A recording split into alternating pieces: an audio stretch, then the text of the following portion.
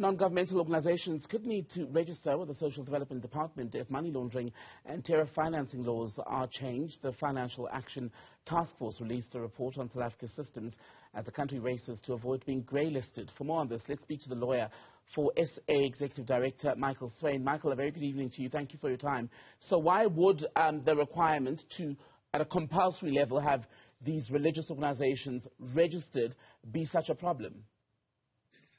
Well, up until this point, it has been a voluntary issue whether a religious organization, or for that matter any organization, registers as an NPO with the Department of Social Development.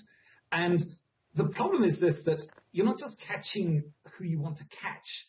You're going to literally catch every single religious organization, even the very small ones, who typically won't have either the means or the capacity or even the know-how to actually register. Because the NPO Act currently defines an NPO as any trust, company or other association of persons established for a public purpose, which is obviously every religious organization, and the income and property of which are not distributable to its members or office bearers except as reasonable compensation for services rendered. That's an extremely broad definition. And so you have to imagine that, yes, first of all, there are many organizations, religious organizations, that are very small. They are understaffed, if you like. They are spread thin. They are doing a great job in the local communities. But they're not in a position to take on the type of administrative burden this will impose. And other than that, many of those who have, they've either registered as trusts or they've registered as non-profit companies. And they are already basically regulated under SIPC and under the Master of Trust. So they have already compliance issues that they are complying with. And this will just simply add an additional burden, frankly, for absolutely no real benefit. And potentially, if you fail to register, of course, you will be criminalized. You could face fines and even a jail sentence. So it is definitely almost as if this is trying to swat a mosquito with a baseball bat. So if it's the admin that may be an issue, why not seek a clause perhaps that makes it easier rather than saying do away altogether with what's at this point a suggested compulsory registration? Well, I think the question then would also become capacity. Does the DSD, who's been given the responsibility for this, actually have the capacity to help and guide and advise and assist all those, as I said, very small, very understaffed, very stretched thin organizations to actually register in the first place? That would be obviously one issue. And the other issue, of course, which I think is worth mentioning, is that this bill also is potentially very intrusive and invasive into religious freedom rights, because it gives the state the power to basically compel changes to a constitution of an existing NPO.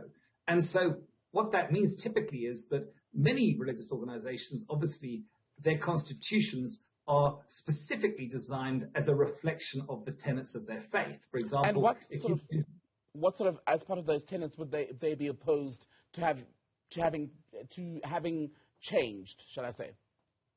Well, typically, many of these organizations, the tenets of their faith are reflected in their membership requirements, for example, or even in the requirements that they might have to become a leader in such organizations.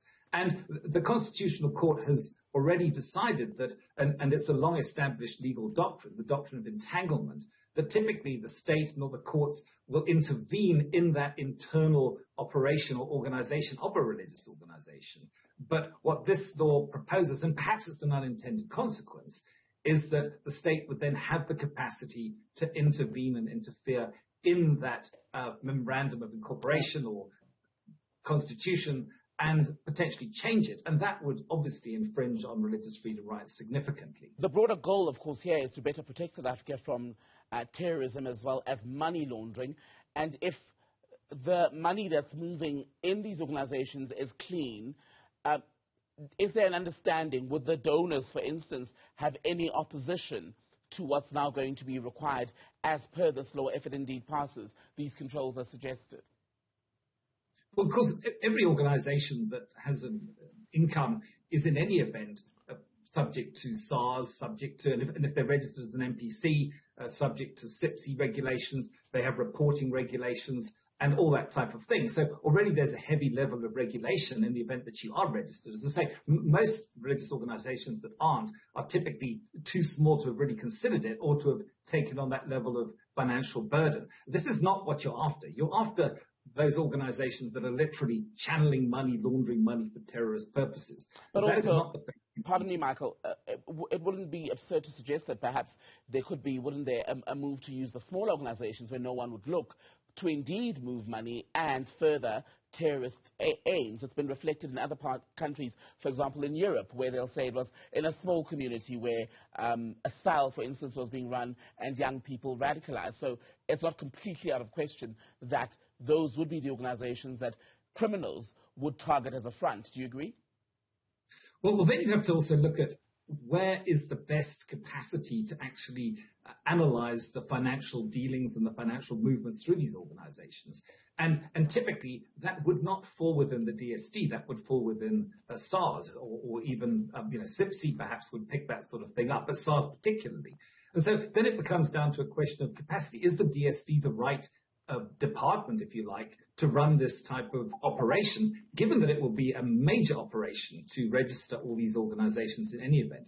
And I think the other thing probably worthwhile saying is that there are plenty of laws in South Africa that deal with this type of thing, and they have been effectively used. One of the problems I think that we're facing here is the undercapacitation within the state to actually enforce its existing laws, because money laundering and the type of financial shenanigans that go with it, that's a pretty specialized field. And yet we have hawks, for example, that are woefully understaffed at the moment. I would think that it would be better placed to really try and fix the problem at the root rather than casting a very broad net and essentially not being very effective in the process. Okay. Michael Swain, good to speak to you. Thank you, sir.